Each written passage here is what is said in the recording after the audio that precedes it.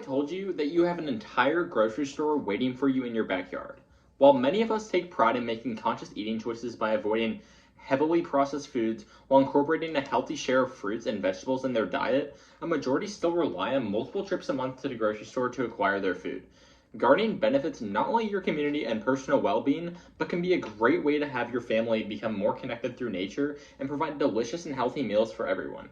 Today I'll be discussing the importance of gardening, which I believe is an excellent way to reduce your carbon footprint, nurture your soul by relieving stress, and remains one of the easiest ways to construct a beautiful and fulfilling environment for you and your community. First, gardening is great for your physical health as homegrown crops are free of pesticides and other toxic chemicals that are used commercially to increase crop yields and prevent against swarms of insects. Unfortunately, many of the produce you buy at the store are subject to pesticides, which are harsh chemicals that are sprayed on crops in hopes to kill unwanted weed and insects and rid of diseases. While you may not even be conscious of the pesticides on your fruit and veggies, even low levels of pesticide exposure can cause symptoms such as dizziness, difficulty breathing, and nausea, and in worse, cognitive decline.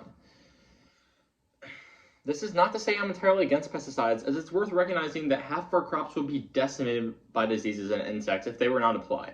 However, with home gardening, you have the liberty of knowing exactly what you're putting in your crops, which most likely does not include pesticides, as you are in your own backyard and much less prone to diseases and ravaging insects.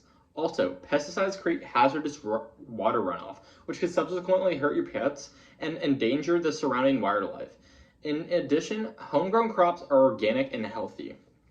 According to the University of New Hampshire, the majority of produce sold in grocery stores goes through a long process of being harvested, shipped, distributed to stores. Once distributed, the produce can end up staying in storage or on the shelf for an extended period of time before being purchased, and it loses nutritional value and subsequently does not taste as great and causes many products to be thrown out.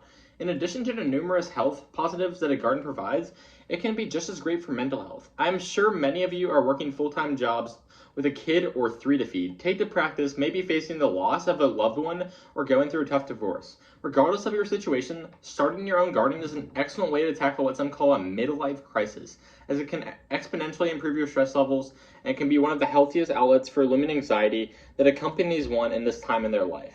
Too often, people rely solely on grocery stores and restaurants for their food needs, which can quickly turn into a very problematic issue, as it drastically increases the carbon footprint for everyone involved, as we have seen with the pandemic. These places can be shut down real quick and completely out of inventory, something that would not typically be an issue if you were realizing that you have your own garden with your own food. I'm sure people that had a garden before COVID-19 really patting themselves on the back once the pandemic hit, and people couldn't get to grocery stores while they had weeks worth of supplies. In the age of COVID-19, it is imperative that people find solutions to improve their mental and physical health and find a reliable source of nutritious food in case things get bad in their area regarding the virus, which is exactly why one should turn to gardening. I've explained the harmful effects of purchasing and consuming produce from the grocery store and the growing desire for many to find an outlet to release stress and anxiety and become more connected with nature and other immediate communities. Now, I will provide solutions to these issues and explain the vast benefits of gardening. First of all, gardening is great for your community. First, the practice of home gardening has a positive environmental impact. In 2018, the University of Vermont conducted a study analyzing food waste in America.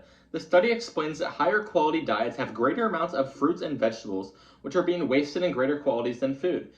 This reduces the carbon footprint and makes it easier for us to not buy into the negatives of produce transportation. Secondly, gardening supports ecosystems. Planting crops encourages biodiversity, which is crucial to bird and insect and pollinator populations. In the age of urbanization and concrete jungles, wildlife needs all the help it can get. Unfortunately, the honeybee, the world's most important pollinator, is still experiencing a population decline. One of the primary insects and primary reasons for this decline is habitat loss. While a personal garden may seem self-serving, it actually plays a significant role in global food production and wildlife preservation.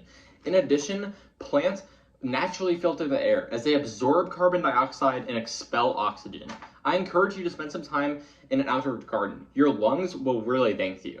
Clearly, homegrown fruits and vegetables are beneficial to physical health due to their chemical properties and highly nutritious nature.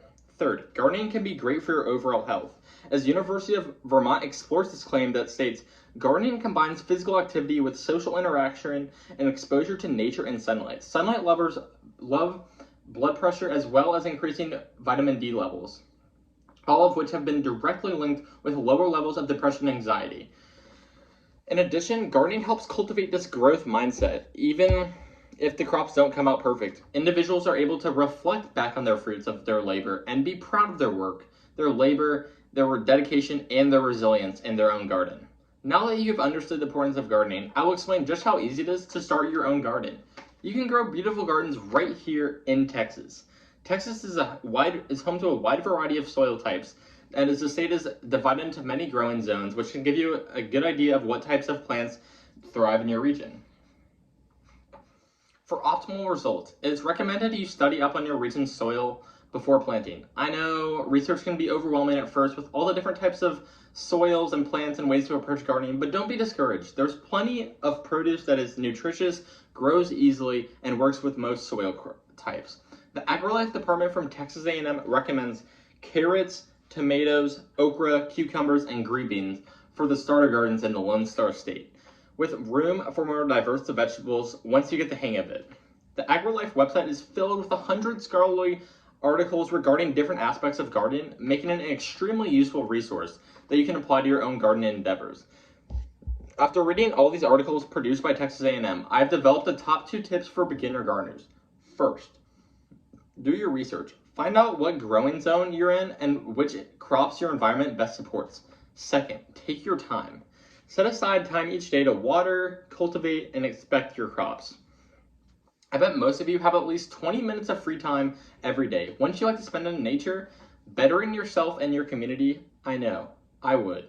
But this is something that you cannot rush, as plants simply take time to grow, making it impossible to make a successful garden overnight. This aspect is why it is important to congratulate yourself when you are able to have a fully functioning garden with a diverse selection of foods, as this is living proof that you have diligently tended to the garden each day, making sure the garden looks and tastes wonderful. In order to get a full range of the mental and physical benefits, you must appreciate nature's imperfections and find peace in this gardening process.